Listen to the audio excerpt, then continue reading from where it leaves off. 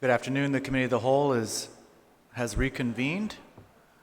We left off with the last round of questions. We will begin this round with recognizing senators who would like to proffer amendments. And we will begin with Senator Therese Terlahi. You're recognized. Thank you very much, Mr. Chair. The amendment that they're going to pass out, they should be passing it out shortly, is it stems from, we all know that the land at the airport was given by the people of Guam to the airport so that they could go out for bonds and become an autonomous agency. And some of this land is actually land that was ancestral land. And we have ancestral land owners who the government, and not the airport, has taken upon itself to compensate for this loss. We're also suffering due to the importation of drugs. We're at a crisis situation where crime is increasing and it looks like no relief in sight. Homelessness is exacerbated by the drug crisis. We have issues for our youth and for our manamko that are also exacerbated by this drug crisis. We're also suffering invasive species after invasive species, destroying critical parts of our environment. And we know the solution. The solution has been told to us over and over again. Inspections at our borders. Unfettered access by customs to these points of entry. Yet we know that they are not currently doing 100% searches, and that even we don't even have enough canine units to do enough of these searches. And at the airport, I was told the other day that there's only one dog left in the unit and none to go to the port or the mail facilities, no canine units. And yet, in prior legislatures have been told that because of past bond covenants, the people of Guam were told that the customs and quarantine agency could not be given rent-free space at the airport. Even though the airport, rents space to Social Security Administration, veterans organizations, papas, restaurants, and others, and even I understand from the other day that even GPD is paying rent to the airport. But this leaves customs paying rent and only able to afford personnel and their rent. And they've been unable to expand their canine units and unable to buy the x-ray equipment that is necessary to really get closer to the 100% inspection. So I'm asking that any new bonds or refunding or restructuring done by this, or authorized by this bill, done by the airport, be expressly without any restriction on the rent-free space for customs as a service and a convenience to airport passengers. I don't think, like I said earlier, that we want customs to be, to save costs, to be doing their inspections out in the hot sun or in any other facility except for inside the airport. And in order that we all join together and stop the importation of drugs, at least at the airport, that I'm hoping that this amendment is going to get us closer to that. So the amendment is to add a new section that says the refunding or restructuring authorized by this act shall not limit the GIAA's ability to provide rent-free facilities to Guam Customs and Quarantine Agency for inspections of aircraft, cargo, luggage, and arriving passengers as a critical service to the Antonio B. Wampat International Airport and for the protection of the people of Guam. Thank you, Mr. Chair. Thank you, Senator Terlahi. Would anyone like to speak on that amendment? I would. Senator Castro, you're recognized. Yeah, thank you, Mr. Chairman. Senator, the previous speaker, I actually support the amendment, Senator Terlahi. I was wondering if you would consider, and if you would, we could take a 30-second recess, maybe to make it a little more forceful. We can strike not limit the and the word ability. So rather it would read, Senator, if you may, the refunding or restructuring authorized by this act shall authorize GIAA to provide rent-free facilities, etc. In just my opinion, it sounds a little more positive and proactive, so that would be an amendment to amendment if she's amenable. Senator San Augustine? Mr. Chair, I have a very simple question. I understand the intent is to assist Guam Customs in getting rent-free facilities. And I think before we move forward on that, I think we should sit down first with the airport and find out exactly what is the financial impact that the airport will be faced with. Because you know that when the airport rents their facilities, that is part of their ability to pay their bond, to pay for whatever they provide for the people of Guam. But I do understand where they're coming from, as the author of this amendment is asking for rent-free facilities. But I honestly believe we need to communicate first with the airport management and find out what the financial impact would be. If they say there's no financial impact, they can adjust, then so be it. But let's get with them first before we start talking about rent-free. Because everything you do up at the airport, you pay for. Thank you. Thank you, Senator San Augustine. Anyone else on the amendment? Madam Speaker, you're recognized. Yes, Mr. Chair, if I may, I want to share the same sentiments as the previous speaker from Pt.2 who spoke about this concern. I think it's critical that we at least get a verification based on that, based on the amendment that is proffered, because though I support the intent of the efforts, I think it's important to realize if we're going to provide that free space to customs and quarantine, where's the offset going to come from? And if the airlines are already paying for this, and this is a part of customs operations, how does that get decreased? And where will the effects come from? So just to be sure and to clarify, I'd like to call for that moment's recess. We'll take a moment's recess.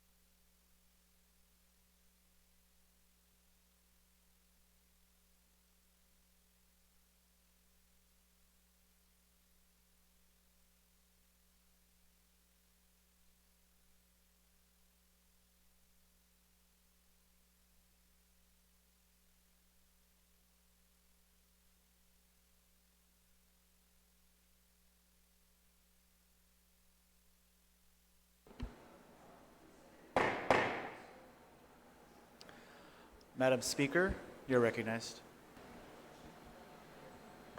Cesar Masi, Mr. Chair, and Mr. Chair, I want to thank you for the opportunity for giving us the time to just speak and clarify what this amendment will do to affect this bond efforts moving forward. And I'd like to go ahead and say that I do have my concerns now, just listening. I did say I supported the intent, but would also like to hear from my other colleagues to see where this is going to. But based on the information received, I may have some concerns. So, Cesar Masi for giving me the time to ask the pertinent questions. Thank you.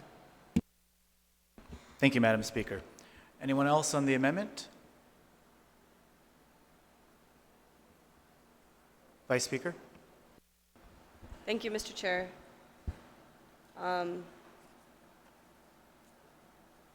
This amendment, to be clear, it is to limit GIAA's ability to provide rent-free facilities shall not limit the GIA's ability to provide rent-free facilities to Guam Customs and Quarantine Agency. This is to, in fact, realize the savings for what the bond is being restructured for. I understand that CQA is paying upwards $2 million to rent out the facilities there at the airport, and the airport essentially needs Customs and Quarantine for them to process passengers and inspections. The challenge here that I see, perhaps the crux of the issue, is the impact of the wording that it would have on going out and restructuring the bond with other bond agencies or banks. And so I think that's something that we need to take account for. I think it's a good movement forward to ensure that government agencies are able to support other government agencies at minimal to no cost. I mean, that's the way we used to do it, back in the day. But of course, we see the impacts that has occurred, which is why some of our agencies have been under federal jurisdictions. And so, kind of also stuck in the middle, trying to understand really the impact of how this restructuring is going to affect the bond negotiation, but also I understand the purpose for allowing it to allowing it not to impact the option that GIAA may have the authority to provide rent-free facilities. Thank you, Mr. Chair. Thank you, Vice Speaker. Also, before we continue, Senator Castro, I'd like to clarify earlier, I may have misunderstood you. Was that a motion you were making earlier? And if so, could you clarify? I withdraw my amendment to the amendment. Thank you. Thank you, Senator Castro. Anyone else on the amendment? Senator Torres, you're recognized. Thank you, Mr. Chair. There was a lot of discussion off mic about this amendment and trying to understand the impact of this amendment. And what I would like to caution my colleagues and you, good chairman, is that we are talking about an amendment that has some implications, if it should pass, that are beyond the scope of what we're trying to do today in terms of effecting a cost savings to the airport by refunding a portion of the Series C bonds. So while there is a very noble and rational thought in wanting to proffer this to eliminate what in the past has been an excuse that was used by prior administrations about the need to charge rent, what I want to remind everybody is that we're dealing with a facility that it is mandated.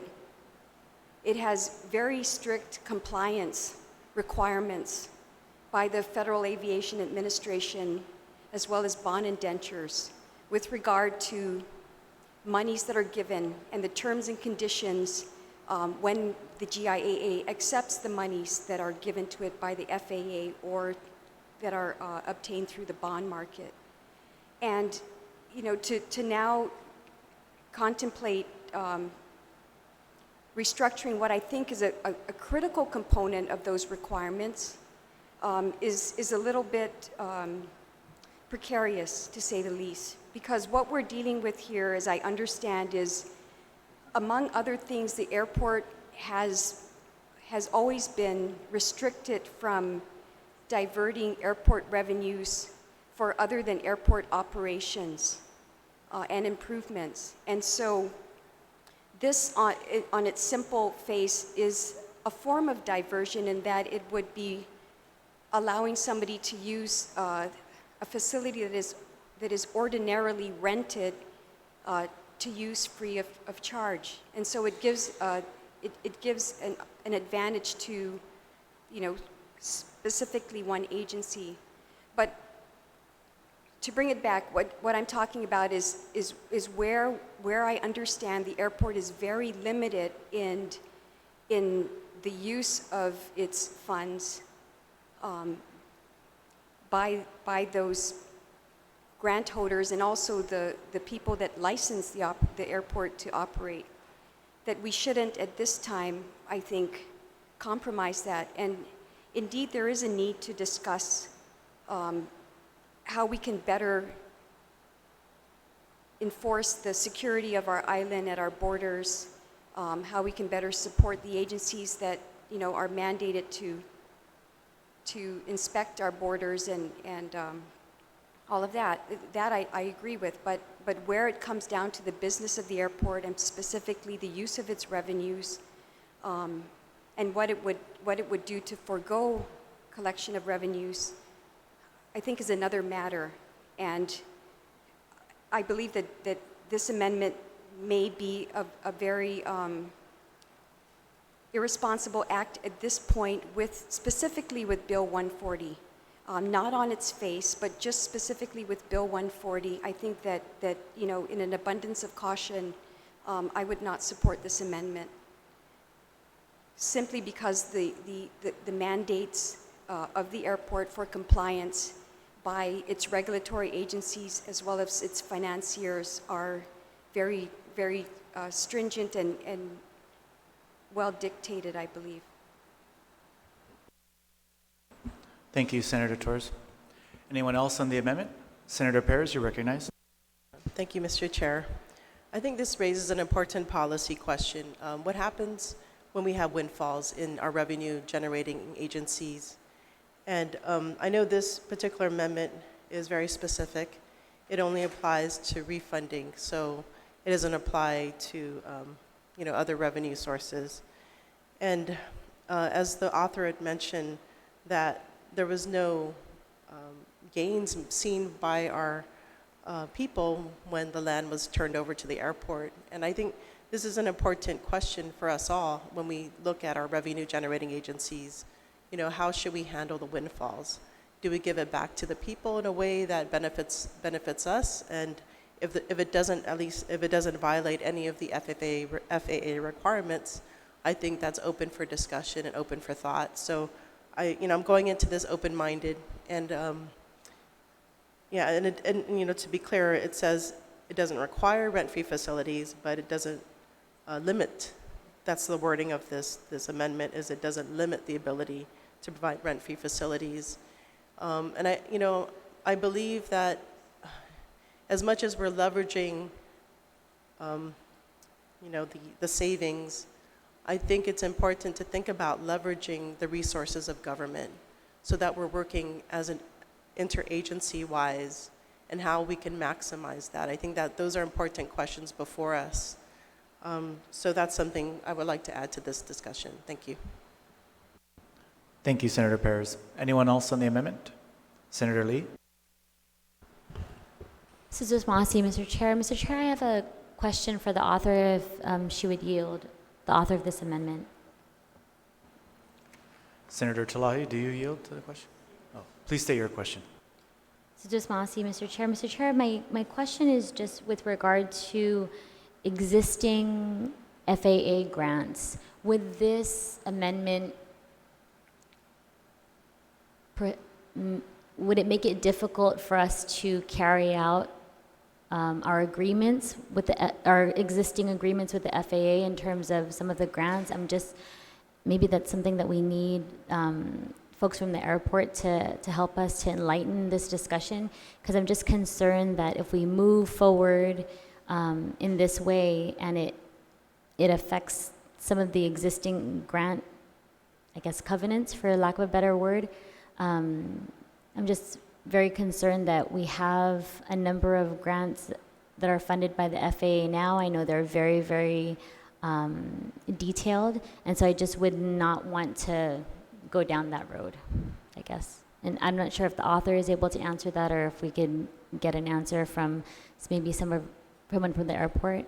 But I think we all need to be a little bit better educated about the existing FAA grants and if this would conflict with any of those. Senator Talahi, do you yield to the question? Yes, thank you, Mr. Chair. I think from the straightforward language of the amendment and the intent of this amendment is to affect the covenant that is going to be made between the airport and the bond or the borrowing agencies. Just like the legislature is putting a mandate in that we shall have a 2% savings and those types of terms that the legislature is agreeing to, this amendment is just restricting that one of those terms is not going to be that they must charge customs rent. That's all.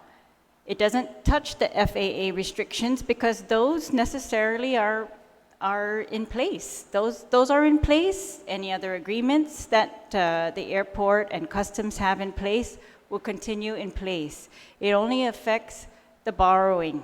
The bill that is in front of us is just for borrowing, and so that's where our authority lies, to approve this borrowing, not approve this borrowing.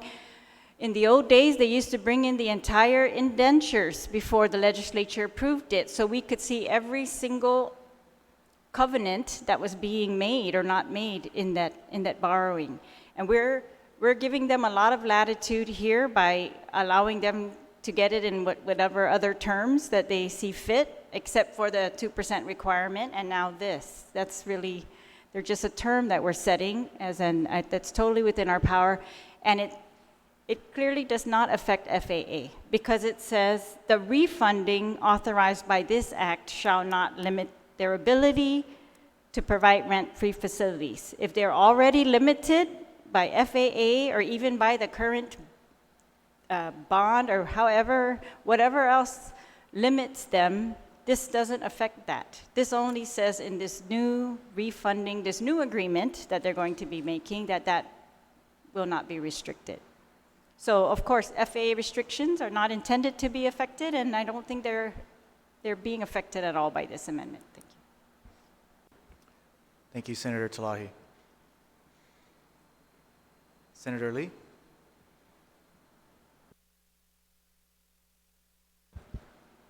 Thank you, Mr. Chair. I still think that if the language in this amendment would lead us to a diversion of funds, then it could potentially be violative of existing FAA grant funding. I know that they're just very strict with a lot of,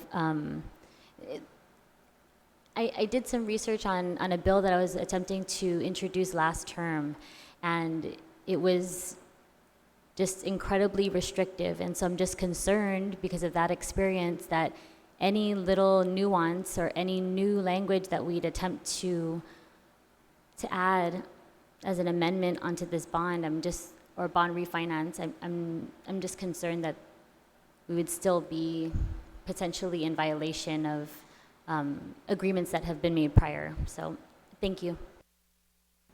Thank you, Senator Lee. Anyone else on the amendment?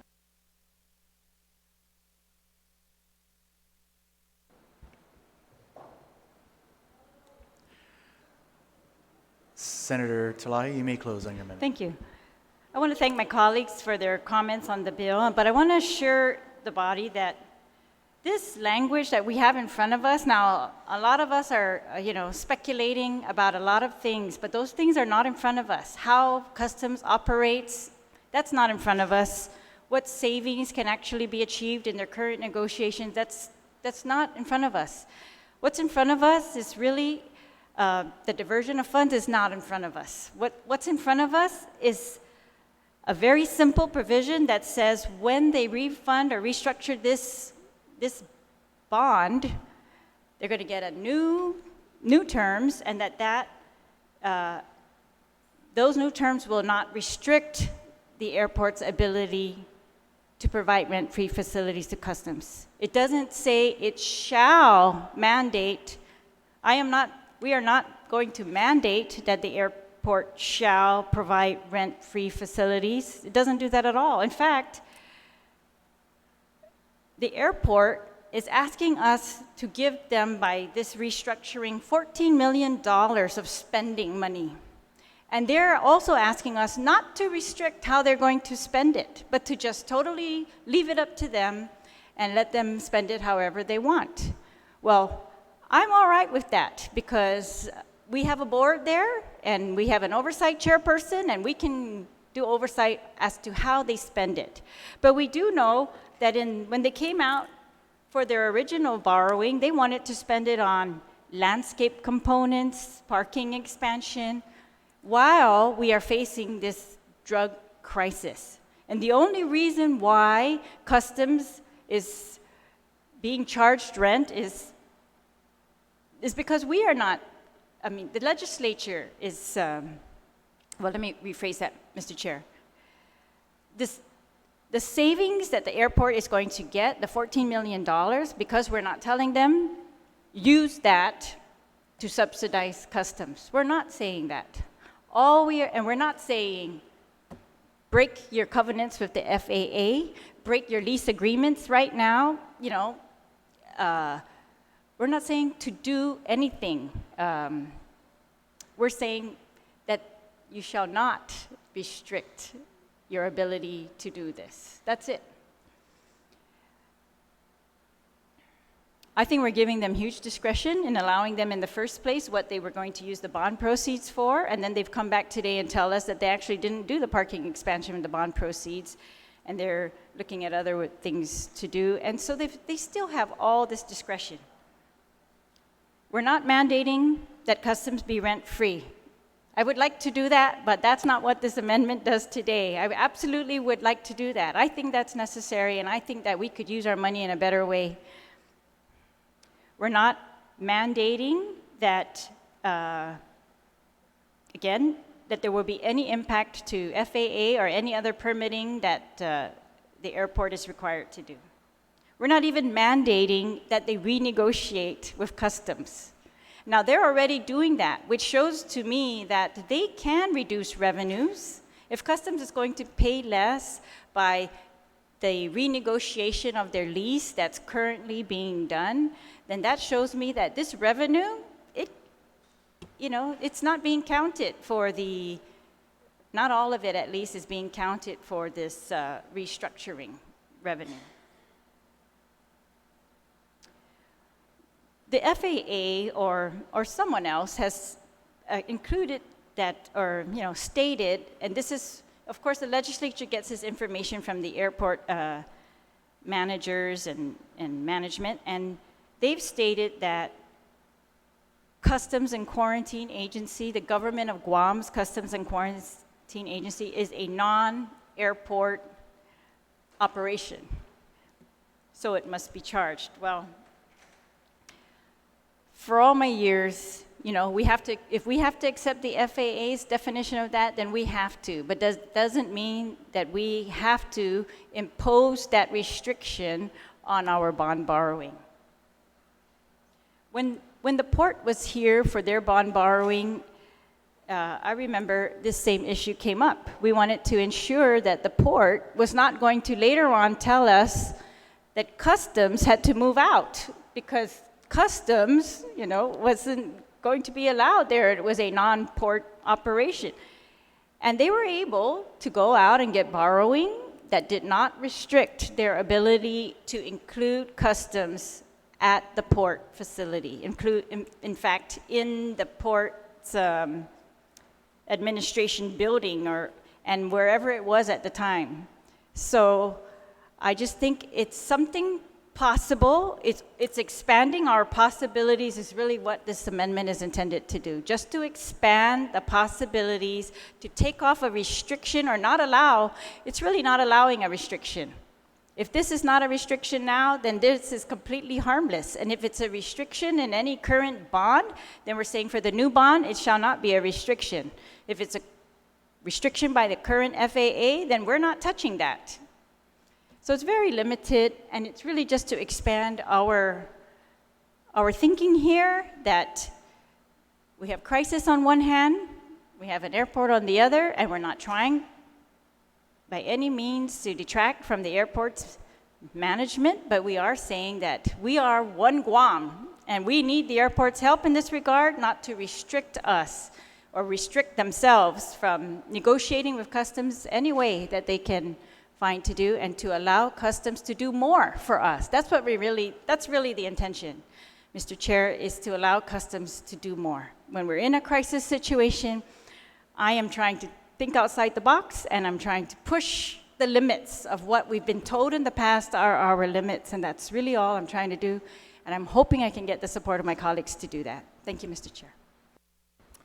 Thank you, Senator Talahi.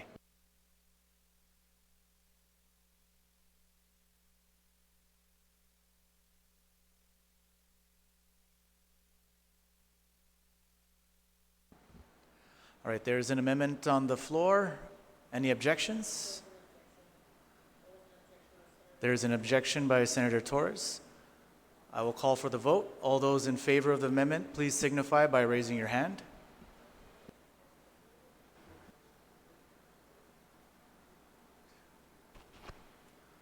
Motion fails. Senator Kelly Marsh Taitino, you're recognized. Seduis Masi. I also have an amendment. So, as I mentioned earlier, there are two intentions that are listed in this bill, but really I count that there's a third and a fourth intention. And in those intentions that are not spelled out, they are, in a sense, to write the legislature out of the process by receiving a blanket approval ahead of time, so that it's no longer part of the ensuing, the continuing process. And then that also takes away our ability to hear more or to have oversight in a formal way over how they are spending the savings that they are going out and seeking. So all of this, as we've heard from many of the senators, causes a lot of concern. If there are checks and balances in place and we're being asked to remove one of those checks and balances, that should be something that we look at very closely and take very seriously. So they had mentioned that there's still a threshold of savings and other things that are in place, but as we heard, there were perhaps hours of questions of back and forth, concern about the status of capital improvement projects and other concerns. If we are removing the legislature from these certain processes, then we are removing our opportunity to really have those hours of discussion where it's clear to everybody. There may be many good things happening, but we need to ensure that. We need to ensure that there's due diligence, and we need to make sure that that conversation does indeed happen. So the amendment that I propose is to add to line 7, page 5, to add a new subsection C to section 2 of the bill to read, reporting requirements. The authority, in parentheses being the airport, shall submit a notice of intent to issue and sell such bonds as authorized in this section to y Legislature en Guahan no less than 10 working days before the consideration of the bond resolution by the Board of Directors of the Authority and by the Governor. The notice shall include a determination by the Authority on how the savings, which will be derived upon the issuance of the refunding bonds, will be used and expended. Number 2, the Board of Directors of GIDA shall submit a report to y Legislatura no less than 5 working days after the issuance and sale of such bonds, which shall include A, the debt service savings resulting from the issuance of the refunding bonds, B, the principal amounts of the refunding bonds, C, the expenses incident to the calling, retiring, or paying of such prior bonds as enumerated in B5, A through D of this section, and D, the expenses incident to the issuance of such refunding bonds as enumerated. That actually should be, I'm just catching this now. D should be a repeat of the section where it says a determination by the authority on how the savings, which will be derived from the issuance of the refunding bonds, will be expended. So it should be repeating both before and after the sale of the bonds, a determination by the authority on how the savings will be used and expended. So that should be D. There are some amendments that we have not entertained yet to limit this bill to just dealing with Series C of the bonds that the airport has. But even when we're limiting this to the 2013 Series C, there are still $128 million worth of bonds that might be reconsidered at future dates. And so no matter if we limit it to the 2013 Series C, or whether this goes forward and sets this new precedent for the airport into being for a very long time, into law, that at the very least we should be notified ahead of time so that we are aware of what is going on. The oversight chair has the opportunity to call an oversight hearing if need be, if there are concerns raised. And then 2, after the sale, that again, we are made aware.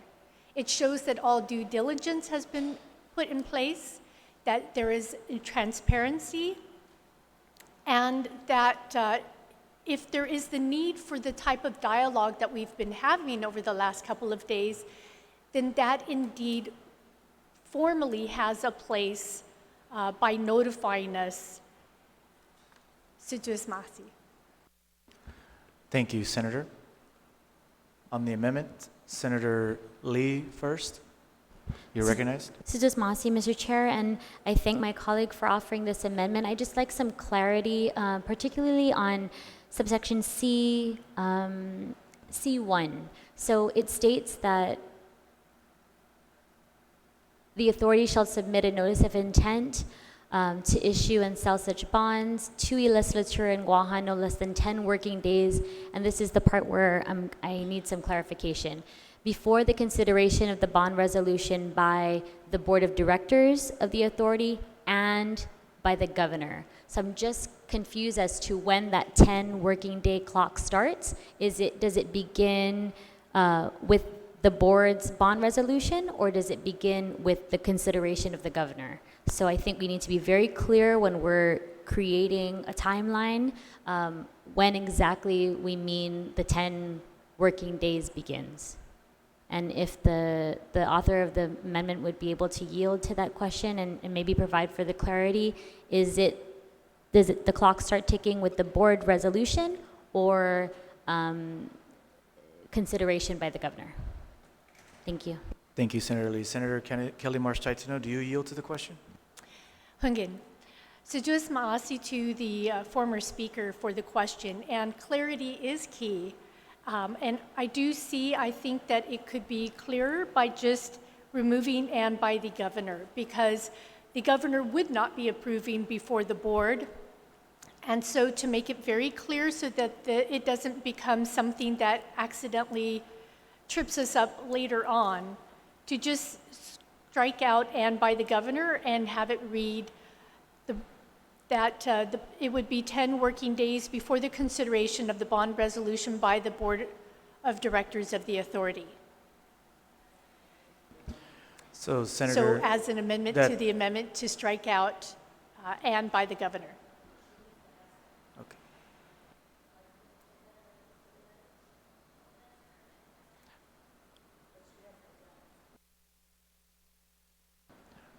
Senator Lee still has the floor. Yep, perhaps we can move forward with that amendment, but thank you for, I thank the author of the amendment for clarifying. I do have another question with regard to C2 and then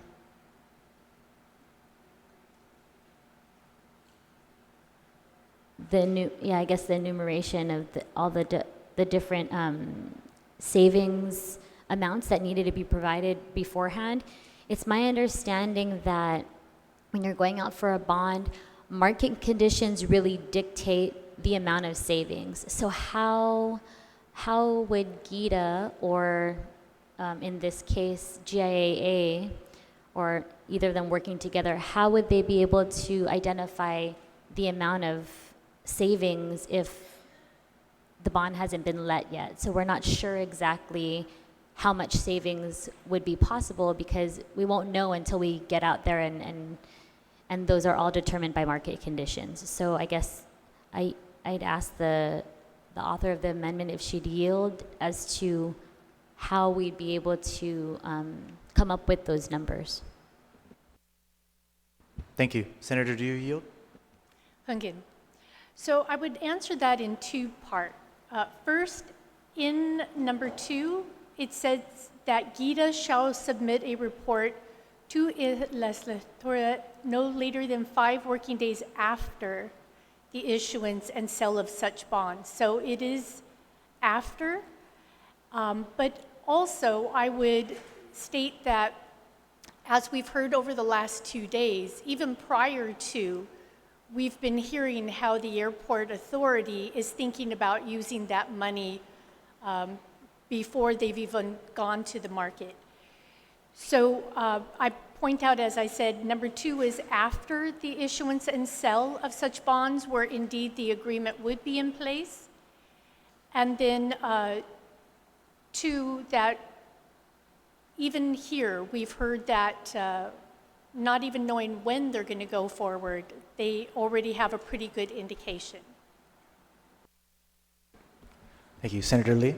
Thank you, Mr. Chair. I just want to reiterate that in C1, the second sentence says, the notice shall include a determination by the authority on how the savings, which will be derived upon the issuance of the refunding bonds, will be used and expended. So I just want to clarify, there's that. And then also in the second sentence of C2, it's 5 working days after issuance and sale, S-A-L-E, of such bonds.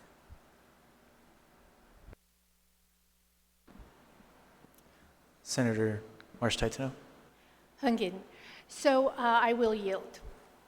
So again, for the notice shall include a determination. So this is their best estimate, their best configuration. As I mentioned over the last 2 days, we've been hearing where monies will be going. So this is just meant to be their determination or their best estimate as to what they would be using the monies for that will be saved. And then for number 2, if it is not sale and it is indeed sale, then that is, I believe, a technical correction that the legal counsel could make. I was yielding and leaving it as sell because sometimes technical jargon works in such ways. But I believe that is something that legal can determine whether it is sale or sell. Thank you, Senator. Senator Lee? Senator Marsh Taitano, did you have that amendment to the amendment? Did you want me to formally cross that out by computer or just cross it out manually? Or do you want me to state it to be clear? Okay, so I shall state it to be clear.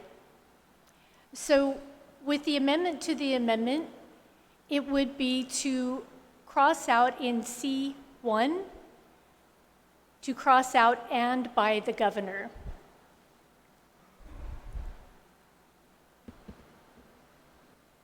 Okay, thank you. Senator Talahi?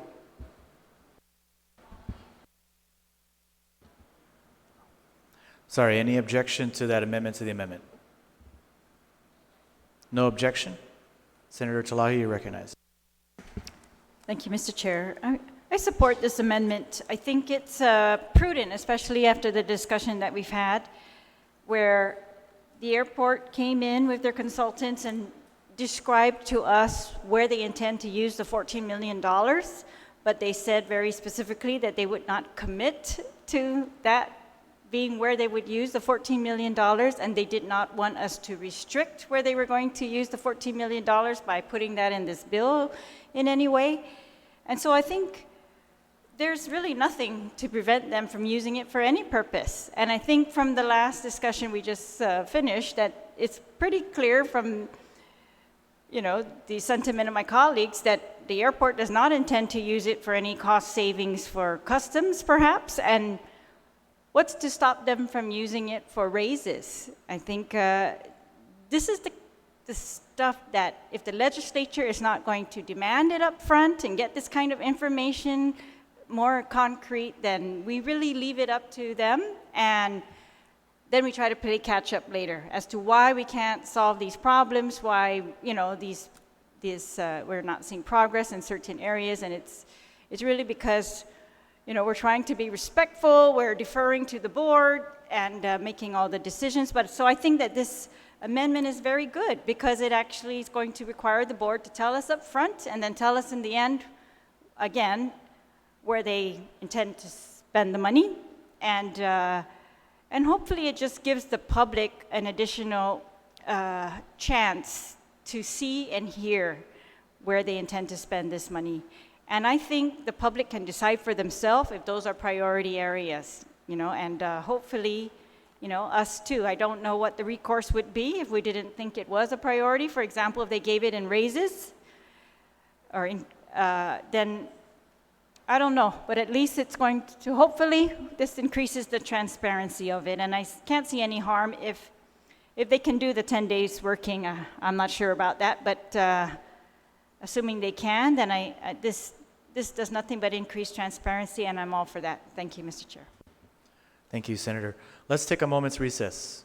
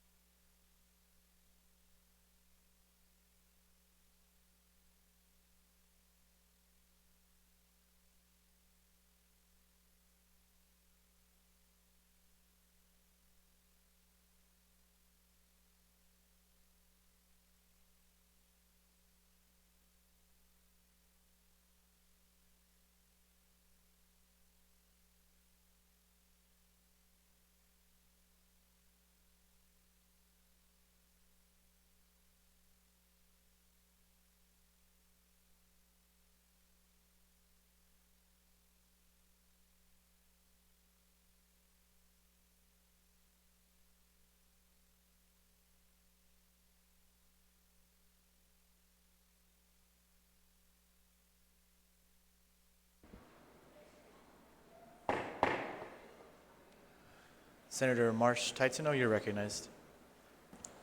Siduous Masi.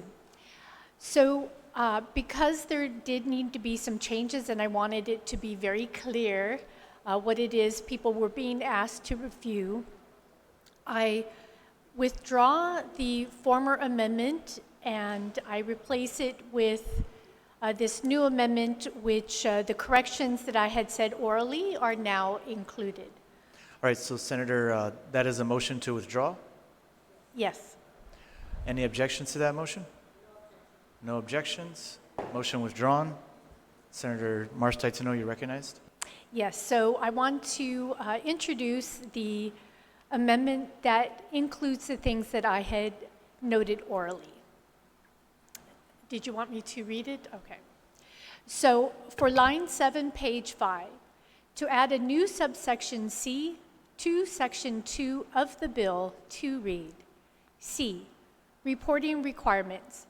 The authority shall submit a notice of intent to issue and sell such bonds as authorized in this section to y Legislature en Guahan no less than 10 working days before the consideration of the bond resolution by the Board of Directors of the authority. The notice shall include a determination by the authority on how the savings, which will be derived upon the issuance of the refunding bonds, will be used and expended.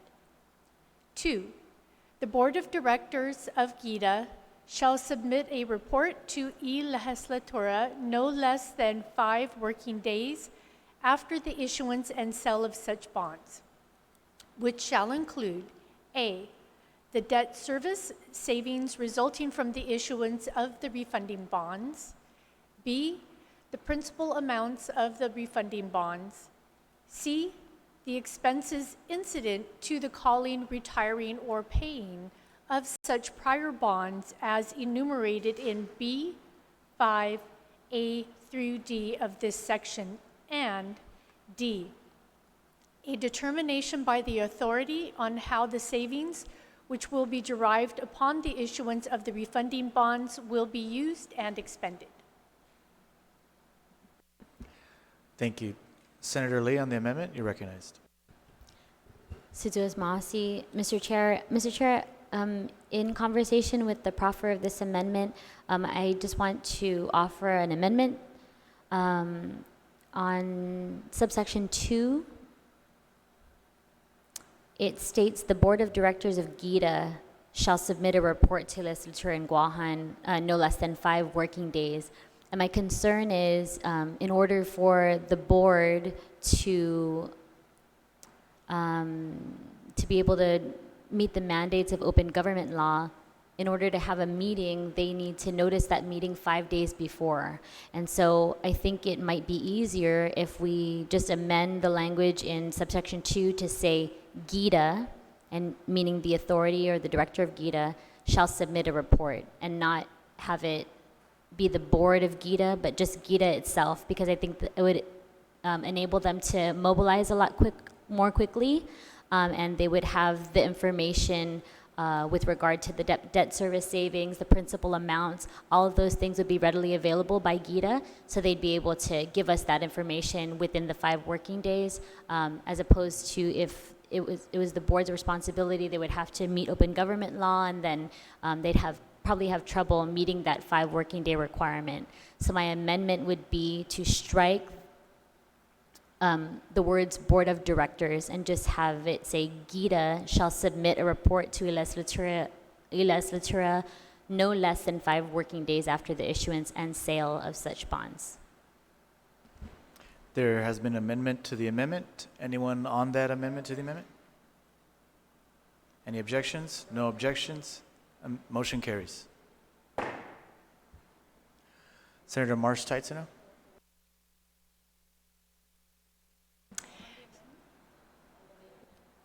I'm sorry, on the main amendment. Anyone else on the main amendment? As amended. Senator Perez. I would like to amend the amendment. So under Senator Marsh's subsection C2, I would like to add another line, E, so 2E, to read, so in that report, it should also include E, quote, "A report analyzing the use of debt savings to fund additional projects as it relates to the authority's total debt outstanding." It should include the analysis will include the impact the projects will have on the authority's financial health. So I believe everybody received a copy, and I hope.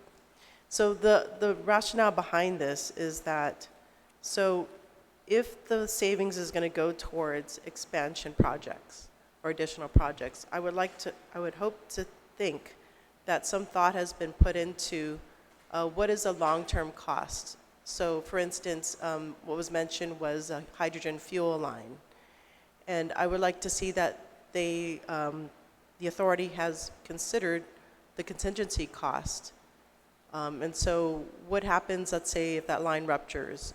Is there going to be sufficient resilient funds, amount of funds that are present to address any kind of accidents that will not drain the ability to pay off the debt? Or if they expand the airport further, additional surface footage means more maintenance cost. And so is there enough consideration made in regards to those long-term costs at the expense of paying off the debt? And so that's just an example, or some examples, and I feel that that should be taken into account. So that's the purpose behind adding this to the report by GITA, in addition to listing what the projects are and total costs and expenses. Thank you, Senator Perez. There's been an amendment to the amendment. Senator Pt.2. Sejus Masi. I support this amendment to the amendment. I would call to change just 3 words within it so that it fits within Section 2 as an E, since Section 2 is already calling for submitting a report, to strike out a report analyzing and change it to an analysis of the use of debt savings. I think it is important for an agency to look at the overall picture, and I commend the author of this amendment for having that in mind, that there is at least that moment in time where they should be looking at the overall situation and how all of these things fit one into the other, and that indeed there is proper planning for what is hoped to be achieved through additional projects, but then also their impacts, and that there is the proper consideration for contingencies and other related costs. Mr. Chair, if I may? Sure. Only because there has the good previous speakers asking to amend that E, and we're already on an amendment to the present amendment. If we can just dispose of E first and then make the amendment to E, if it passes, that would probably be easier for us to ascertain. Sure. Thank you, Madam Speaker. So we are still on the amendment to the amendment proffered by Senator Perez. On that amendment, Senator San Augustine? Mr. Chairman, I just have a simple question. The amendment to the amendment is asking that GITA does a report analyzing the use of debt savings to fund addition. Is that what is, if the author would yield to that question, if that was the intent, GITA is the group that goes out to find bonds, find money. You want them to do what somebody else should be analyzing?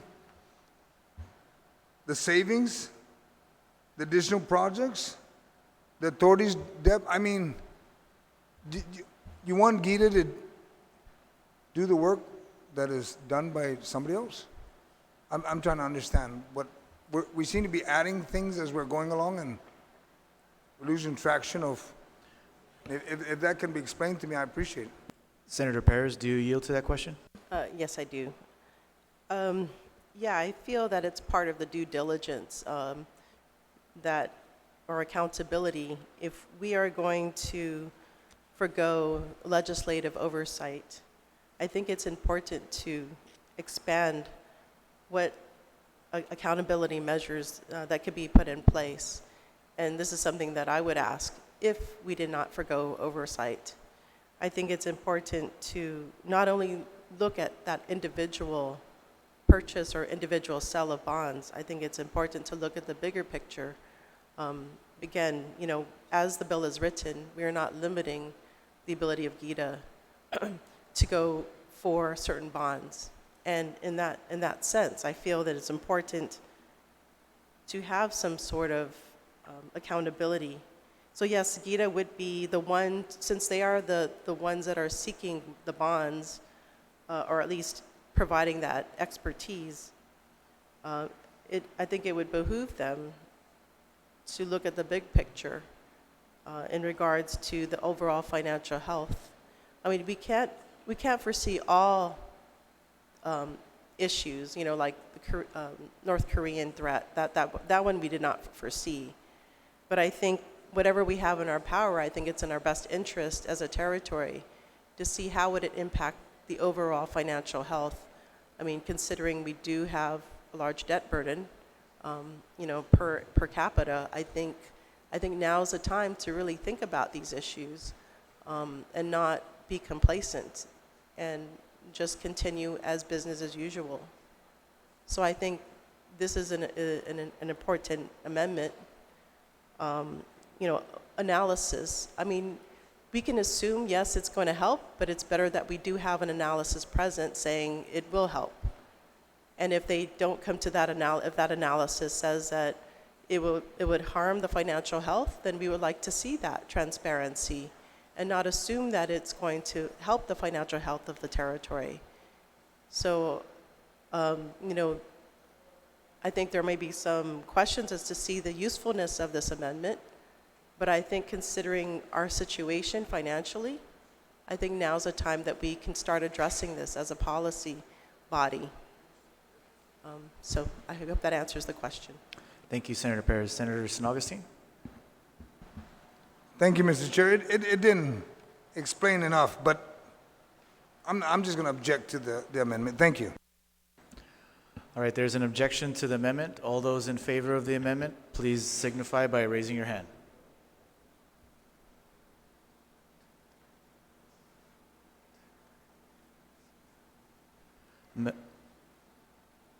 Motion carries.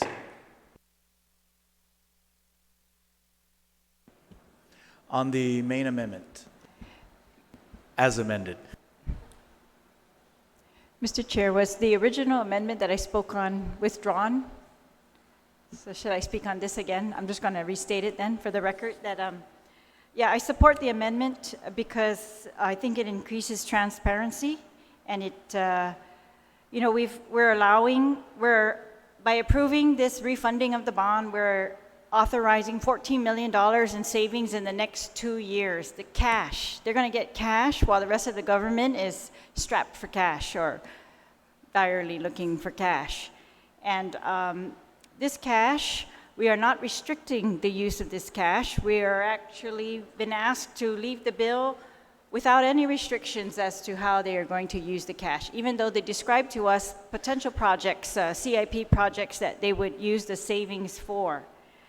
But as we know, these things change. Even the original borrowing, what they came in and listed projects that they were going to use it for is not actually, I think, what they ended up using that money for, because things changed.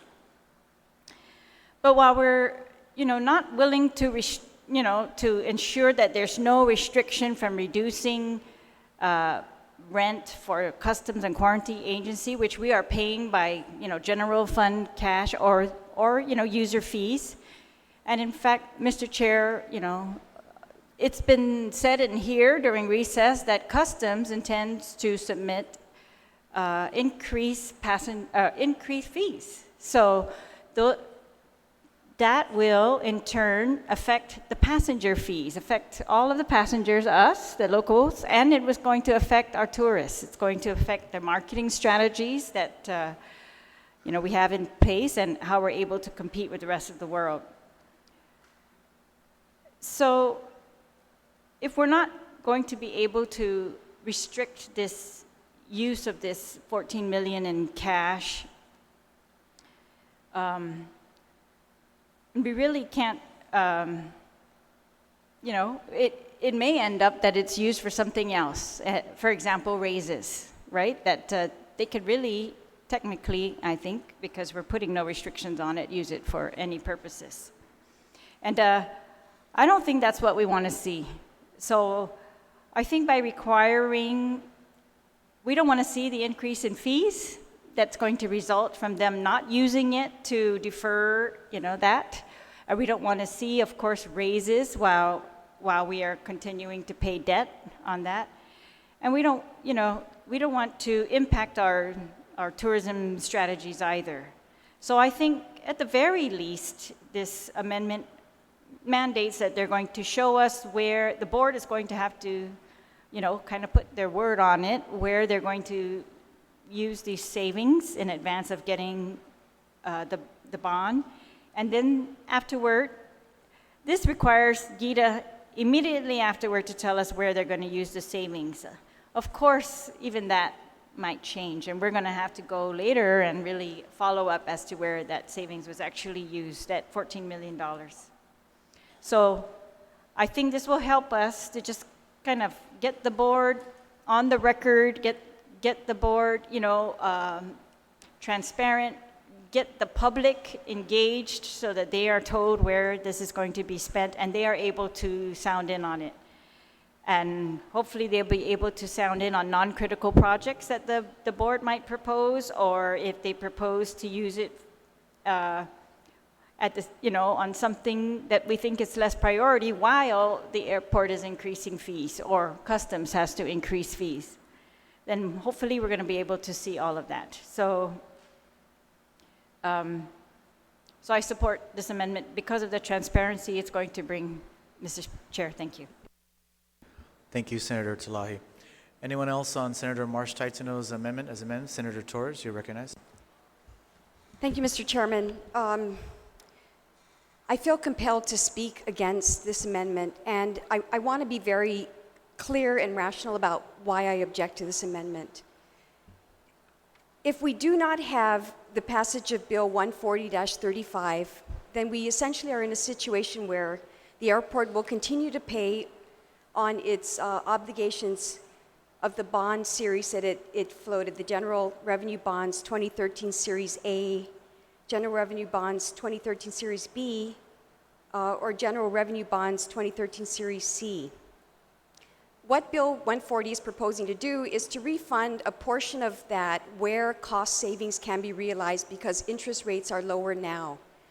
It is something that a sound business person would want to do. Where you can realize savings because interest rates are more favorable, you go down that road. Now, we could just make it easier on ourselves and not second guess how they're going to realize the savings and spend that money. We can avoid the aggravation or the anticipation or the uncertainties by just saying, no, Bill 140, leave it as it is, pay the higher rate and call it a day.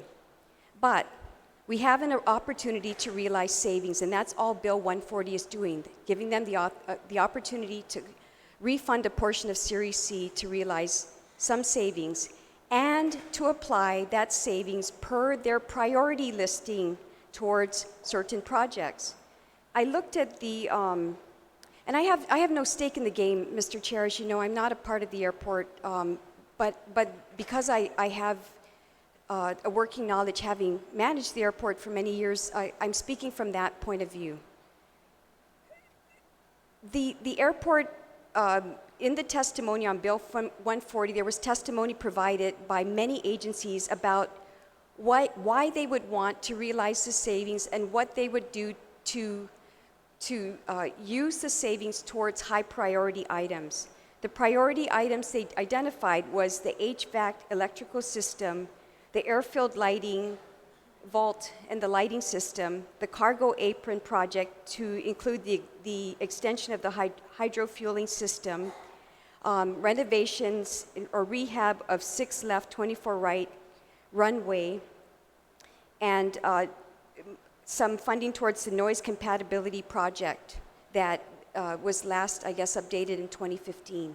So just looking at what has been presented, the testimony not only in the committee report, but what has been provided for a day and a half by this committee of the whole, is that the airport is very clear about where they intend to spend the monies.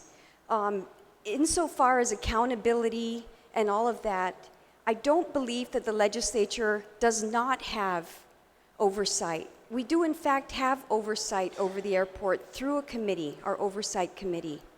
And there's nothing to prevent us at any one time to come in and question what they want, expose any our perceived misspending of funds or poor spending of funds. But, you know, what we have to realize too is that right now the way it works is when the airport generates revenues, it is for airport operations and projects. I had asked of the panel whether, you know, there was a need to look at other priority projects. And of course they said yes, they're going to reassess the overrun on the third floor corridor expansion project. There are other priority projects that are there, but these were the most immediate right now. So I think that you can be more stringent by requiring reports that they're already required to give through the citizen-centric reporting system to the OPA. They're accountable at the board meetings. We're all welcome to attend those and provide public comment if we need to. But more so, Mr. Chair, I just want to remind everybody that we have the power of the Oversight Committee right now. And I think that you know, as a government where we are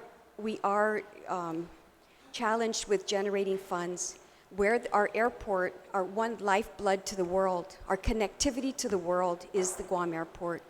And if I can support a measure that allows the airport to continue to prosper and be fully compliant with all of the mandates by the FAA, all the regulatory agencies, and the bond financiers, then I am in full support of that effort. So I acknowledge that this amendment is not necessarily harmful, but I don't think that it is necessary, and I think that the airport, in their testimony to us by the airport and also by GITA and perhaps others, was very clear about the intent of the money.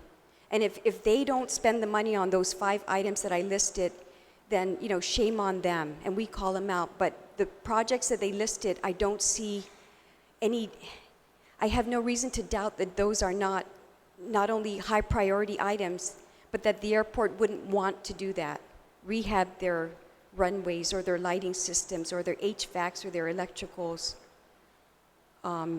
or their hydrofueling to the aprons. So, you know, I just, on good faith, want to support the measure, or if we choose, we can just call it a day and say, leave it as is so that we don't have to worry about you saving money and spending it in some way that we're not agreeable to. Thank you, Mr. Chair. Thank you, Senator Torres.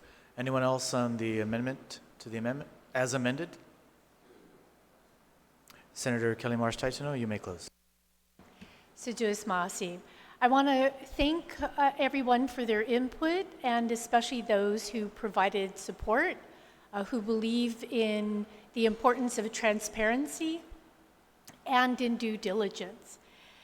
As I mentioned, the way that the bill is written is it is creating something that has the potential to be permanent, to take a 3-process step, the 3 processes of being getting a board resolution, getting the legislative approval, getting the governor's approval, and instead changing it potentially forever, saying that this one blanket approval will be all that's needed ever. And so We're not necessarily talking about the capital improvement projects for the next 5 years. We're not necessarily talking about this one bond that's going up for $21 million.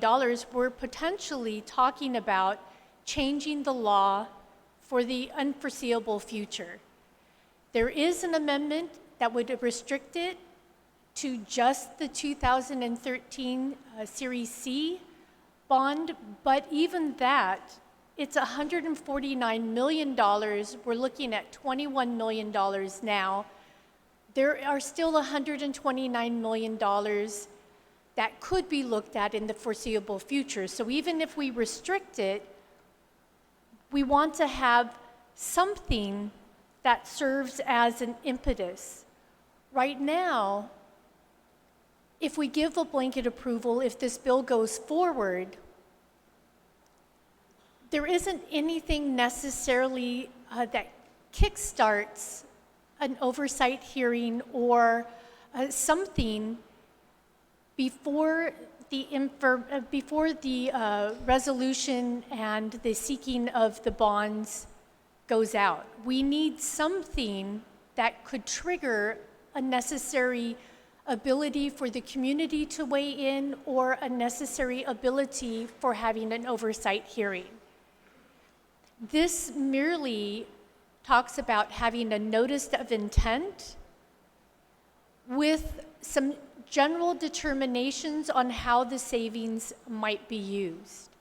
And then after the sale, to have some reporting that indeed they achieved the savings, indeed they understand and make clear the principal amounts that were refunded, the expenses that were associated. These are very basic things that should be very clear to everyone, not just in an annual report at the end of the year, way after a sale perhaps happened, but it keeps it timely so that we know with a few days prior and we know immediately thereafter what the plans are and if they have been achieved, and that they have done the due diligence that we are hoping that they would, that they probably have good intentions to do, but that they have indeed met it. So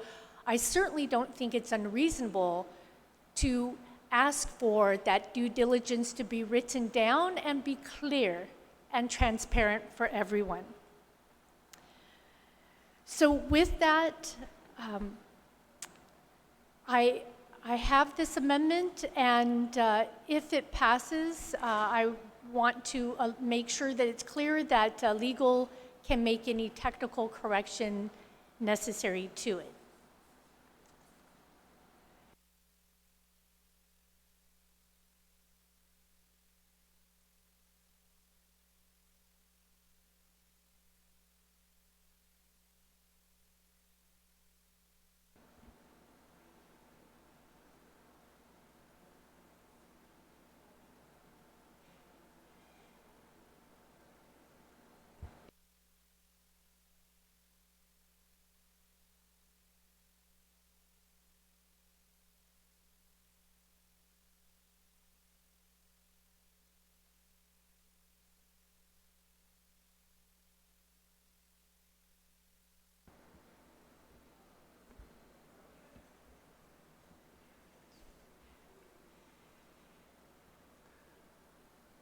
Senator Marsh-Titano.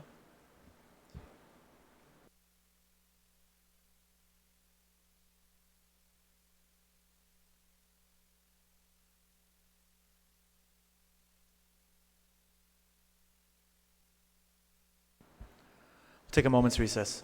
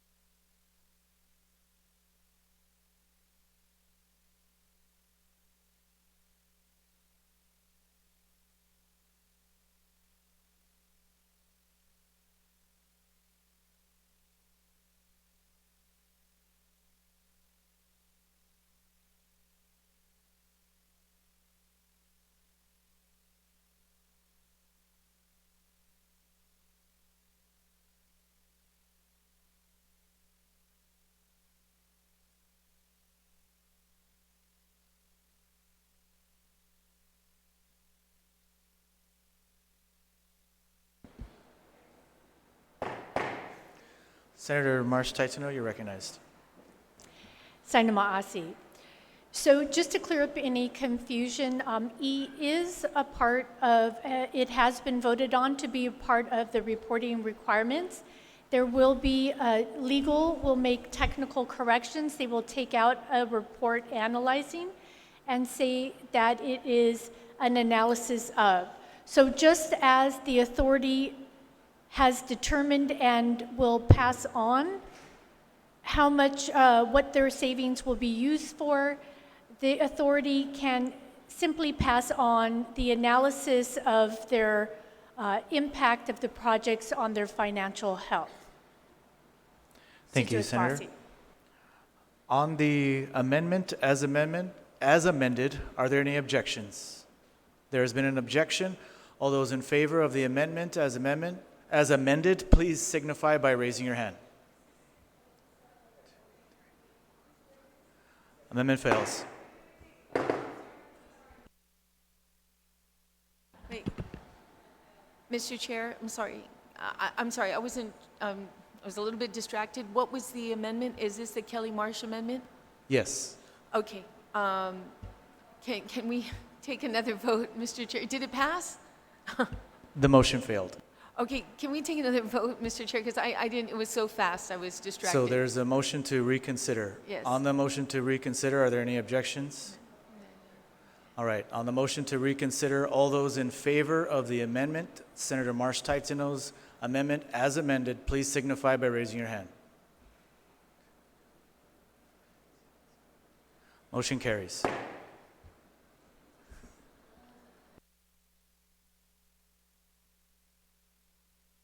Senator Perez, you're recognized. No amendments at this time. Are there any other senators that have amendments? Senator Vice Speaker Nelson, you are recognized. Thank you, Mr. Chair. I'd like to proffer an amendment. There was some concern with the language of from time to time within the bill, which basically was an interpretation where members of the body felt that this process of refunding the bond would forego the legislative process in the future. And so to ensure that that does not happen, I'd like to proffer the amendment first to amend the title as follows. An act to amend subsection 1216 to chapter 1, title 12, Guam Code annotated, which goes all the way down to the bottom, and it's crossing out from the words from time to time and including 2013 Series C bond. That is the First Amendment. Thank you, Vice Speaker Nelson.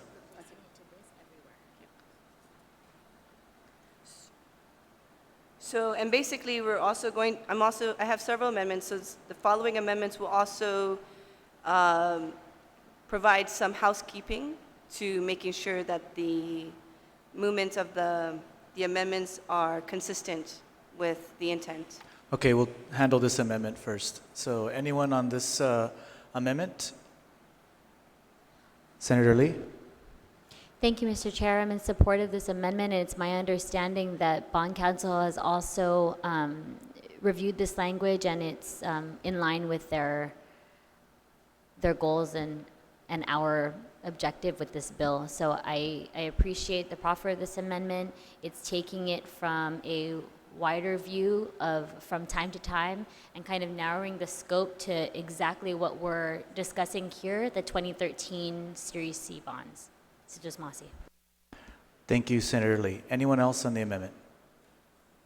Senator Talahi? Mr. Chair, can you clarify, is the amendment just to change the title right now? Is that what we're on, or are we on which?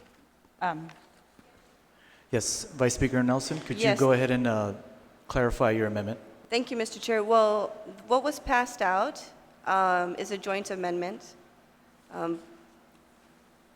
And it's 3 pages long. And so this was, we addressed some of the concerns about the Guam International Airport Authority foregoing the legislative process every time they come to refund. And so to address this issue, we are making these amendments so that it stays in line with the requirements of the bill, and that they are also going through the legislative process in the future. Thank you, Vice Speaker Nelson. Senator Talahi? So the whole package, Mr. Chair, is what we're considering right now? Okay. I would like to do that. I just wanted to make sure that we move in a fashion where each piece is understood. But if we can move it to one long amendment, that's fine too. That would be probably more efficient because it's all correlated. Yes, that's acceptable. Senator Taidewi? Oh, on the Thank you, amendment. Mr. Chair. On the amendment. Mr. Chair, I'd just like to, oh, I'm sorry. I'm sorry, Senator Taidewi. Senator Talahi still had the No floor. problem. Yeah. No problem. Now that we've clarified, I would like to speak on the amendment, Mr. Chair, so thank you. Of course, I support this amendment. This is an amendment that would actually limit it to authorization for refunding of just the Series C bonds, not any other prior bonds, as the original language said, and it would also limit it to what we anticipate to be just this one-time refunding and restructuring, as we have discussed today, and that if there is any opportunity for that to be done in the future, that they would indeed have to come back to the legislature. I want to thank Gita for working on this over the weekend because of our discussion last week, and they've assured us that it's the interpretation of their bond counsel that this does limit it, even though it says a portion of, that they would not be able to come back for another portion without further legislative approval. So I'm very happy to support this amendment, Mr. Chair, and thank you very much. Thank you, Senator Talahi. Anyone else on the amendment? Senator Taidewi? Thank you, Mr. Chair. Actually, the previous speaker did explain some of the reason behind it, but the author, I'd like to ask the author if she would so yield to a question. Please state the question. So the question would there be any hindrance on the cost savings by only limiting it to C, and why strike out A and B series? Vice Speaker Nelson, do you yield to the question? I yield. With the consultation from the bond counsel, right now we are focusing on the C-Series bond, and that's what they are going for. This does not impact them to report on Series A and B. And so this was the agreement on what bond counsel recommended that we fix, so it doesn't go through so that we ensure that it goes through the legislative process. Senator Taidewi? Thank you, Mr. Chair, and thank you. Anyone else on the amendment? Vice Speaker Nelson, if there is no one else on the amendment, Vice Speaker Nelson, you may close.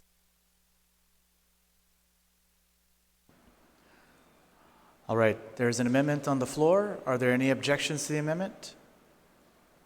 There's an objection. All those in favor of the amendment, please signify by raising your hand.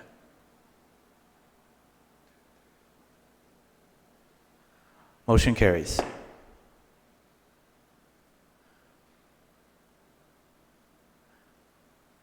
Anyone else with any amendments on the main motion?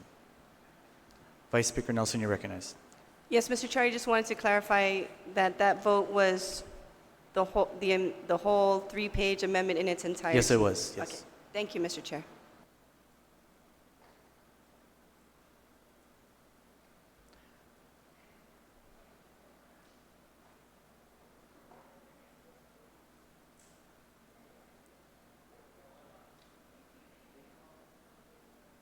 Vice Speaker Nelson, you're recognized.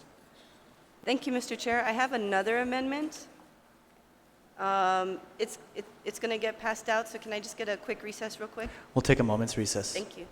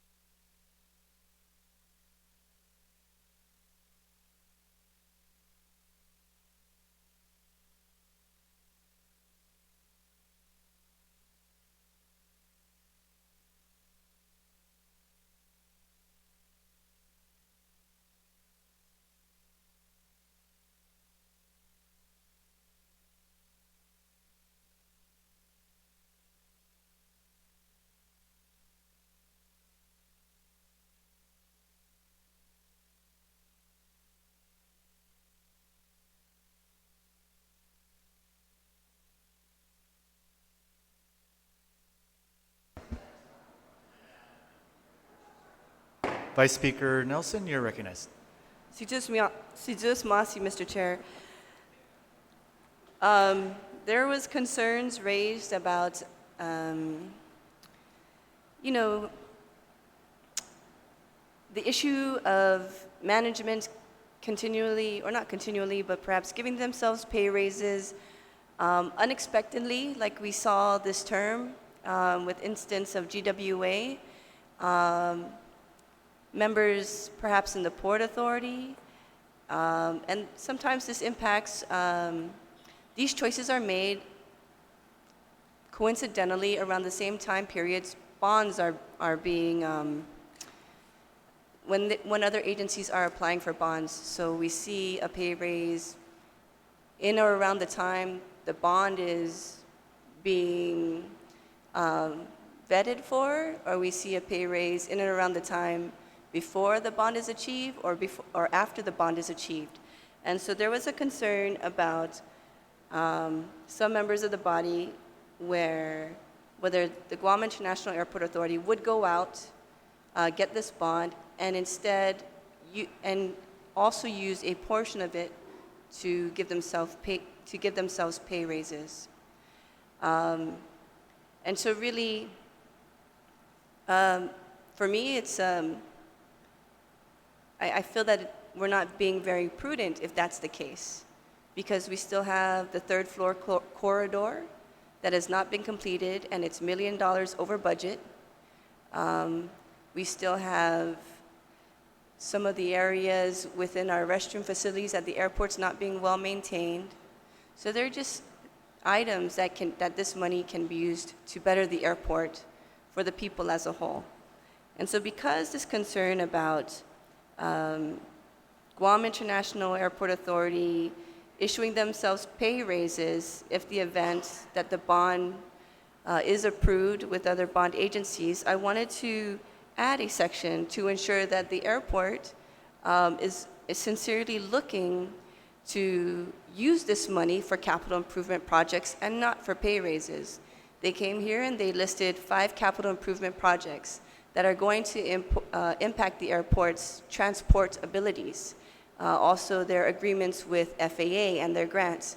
So just to show the public that the Guam International Airport Authority is really going out to get this bond in the best interest, which is capital improvement, to improving the airport and its services to the people of Guam and to our tourists, I'd like to proffer this amendment, adding a new section to read, the debt service savings resulting from the issuance of the refunding bonds as authorized by this act shall not be used towards salary increases or adjustments of any kind. Thank you, Mr. Chair. Thank you, Vice Speaker. On this amendment, Senator Titagui, you're recognized. Thank you, Mr. Chair. I promise you it's only going to take about a minute. If you can just give me a short recess. I'd like to make an amendment to the amendment. We'll take a moment's recess.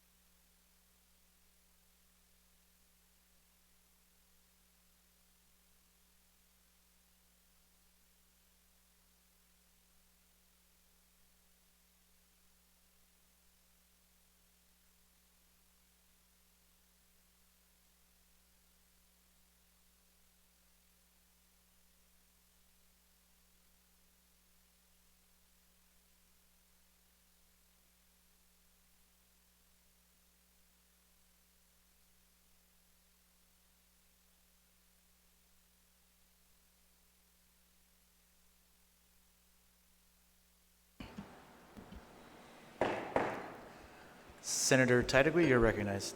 Thank you, Mr. Chair, for that opportunity. I'd like to make an amendment to the amendment, Mr. Chair, and it's right after the word act. So the amendment that's proffered by Senator Nelson is the debt service savings resulting from the issuance of the refunding bonds as authorized by this act, and this, Mr. Chair, is where I would incorporate my amendment to say, shall be used for capital improvement projects only, and then it will continue on with the remaining of the amendment saying, shall not be used towards salary increases or adjustments of any kind.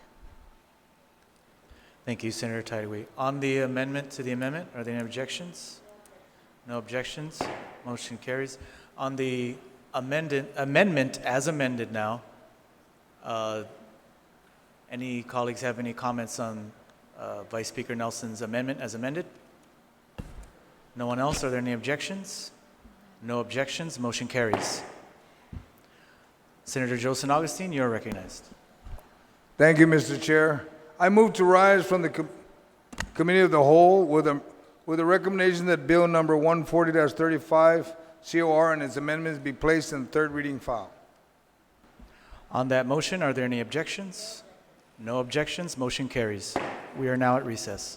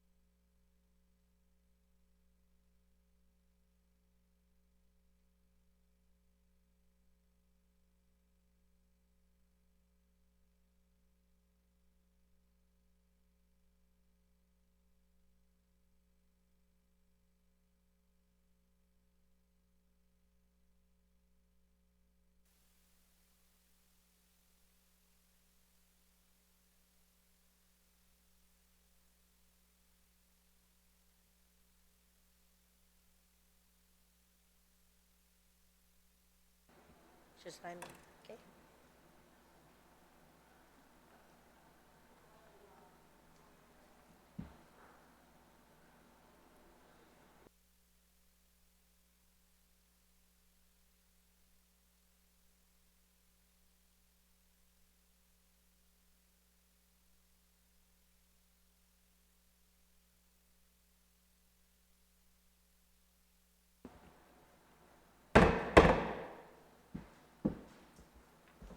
H.N.T.5 na legislature in Guahan is back from recess, and at this time, I'll recognize Senator Joseph Augustine. You're recognized. Thank you, Madam Speaker. I wish to report back to the body that Bill number 140-35 CR was deliberated and amended in the Committee of the Whole and with a recommendation to place on the third reading file. On the motion to place Bill number 140-35 COR to the third reading file, are there any objections? Hearing none, motion carries. Senator San Augustine, I will still recognize you. Put for vote, Consigi. Madam Speaker, notwithstanding the House rules, I move to go back to motions. Without any objections, no objections, motion carries. Senator San Augustine, put for vote, Consigi. Madam Speaker, notwithstanding the House rules, I move to place Bill 181-35 COR as introduced, an act to add a new Article 13 to Chapter 1, Division 1 of Title 5 Guam Code annotated relative to compensating adjudicated claims of the greatest generation of Guam for the atrocities suffered during the World War II occupation of Guam on the session agenda. As introduced by Speaker Senator Tina Muñoz Barnes, ma'am. and other members. On that motion, without any objection, motion carries. Senator San Augustine, I will still recognize you on Ramon Panko. Madam Speaker, notwithstanding the House rules, I move to place on session agenda from the Committee on General Government Operations, Appropriation, Housing, the nomination of Raymond L. Puanco to serve as member of the Guam Real Estate Commission. That's Ramon L. Panko, right? That's correct. On that motion to place the nomination of Ramon L. Puanco to serve as a member of the Guam Real Estate Commission, are there any objections? Hearing none, motion carries. Senator San Augustine, you're still Madam Speaker, notwithstanding the House rules, I move to place on the session agenda from the Committee on Public Safety, Border Safety, Military and Veteran Affairs, Mayor's Council, Infrastructure, and Public Transit, the nomination of Matthew C. Cruz to serve as a member of the General Public, the Guam Contractors License Board. on that motion. Are there any objections? Hearing none, motion carries. Senator San Augustine, I'll still recognize you. Madam Speaker, notwithstanding the House rules, I move to place on the session agenda from the Committee on Public Safety, Border Safety, Military and Veterans Affairs, Mayor's Council, Infrastructure, and Public Transit, the nomination of Selena Ashland to serve as a member of the construction industry in the Guam Contractors License Board. On that motion to place the nomination of Selena Ashland to serve as a member, which is the Construction Industry Discipline Guam Contractors License Board, on the session agenda, are there any objections? Hearing none, motion carries. At this time, I'll recognize Senator Marsh Taitano.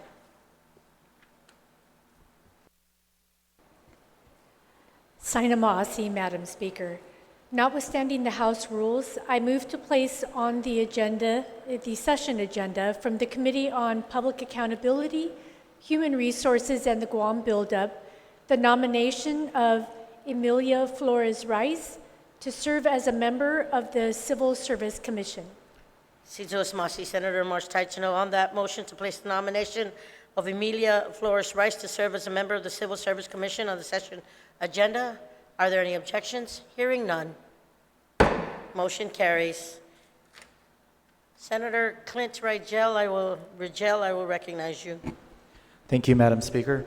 Notwithstanding the House rules, I move to place on the session agenda from the Committee on Economic Development, Agriculture, Maritime Transportation, Power, and Energy, Utilities, and Emergency Response the nomination of Francisco G. Santos to serve as a member of the Port Authority of Guam Board of Directors. On that motion to place the nomination of Francisco G. Santos to serve as a member of the Port Authority of Guam Board of Directors on the session agenda, are there any objections? Hearing none, motion carries. Senator Rangel, I'll still recognize you. Thank you, Madam Speaker. Notwithstanding the House rules, I move to place on the session agenda from the Committee on Economic Development, Agriculture, Maritime Transportation, Power and Energy Utilities, and Emergency Response the nomination of Nathan T. Taimanglu to serve as a member of the Port Authority of Guam Board of Directors. On that motion to place Nathan T. Taimanglu to serve as a member of the Port Authority of Guam's Board of Directors, are there any objections? Hearing none, motion carries. Yes. Senator Joseph Augustine, I'm going to ask you to move us to, I will ask you to move us back to legislative concurrence, please. Yes, Madam Speaker, if we could move to legislative concurrence. On that motion, thank you. On that motion, are there any objections? Hearing none, motion carries. Senator San Agustin, consigue, put for vote. Thank you, Madam Speaker. I move to place in the voting file from the Committee on General Government Operation, Appropriation, and Housing the nomination of Raymond L. Puanco to serve as a member of the Guam Real Estate Commission with a recommendation to do confirm. On that motion, are there any objections? Hearing none, motion carries. Senator San Agustin, you are recognized. Thank you, Madam Speaker. I move to place in the voting file from the Committee on Public Safety, Border Safety, Military and Veterans Affairs, Mayor's Council, Infrastructure, and Public Transit the nomination of Matthew C. Cruz to serve as a member of the General Public, Guam Contractors License Board with a recommendation to do confirm. On that motion, are there any objections? Hearing none, motion carries. Senator San Agustin, por favor, consigue, Mona. Thank you, Madam Speaker. I move to place in the voting file from the Committee on Public Safety, Border Safety, Military and Veterans Affairs, Mayor's Council, Infrastructure, and Public Transit the nomination of Selena Aslan to serve as a member, Construction Industry, Guam Contractors License Board with the recommendation to do confirm. On that motion, are there any objections? Hearing none, motion carries. Senator March Tachino, I will recognize you. Sainamasi, Madam Speaker. I move to place in the voting file from the Committee on Public Accountability, Human Resources, and the Guam Buildup hereby reports out the nomination of Amelia Flores Rice to serve as a member of the Civil Service Commission with the recommendation to do confirm. Si Juez Masi, Senator March Tachino. On that motion, are there any objections? Hearing none, motion carries.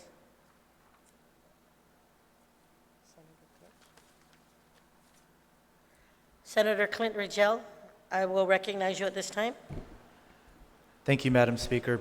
I move to place in the voting file from the Committee on Economic Development, Agriculture, Maritime Transportation, Power and Energy Utilities, and Emergency Response the nomination of Francisco G. Santos to serve as a member of the Port Authority of Guam Board of Directors with the recommendation to do confirm. On that motion, are there any objections? Seeing none, motion carries. Senator Rangel.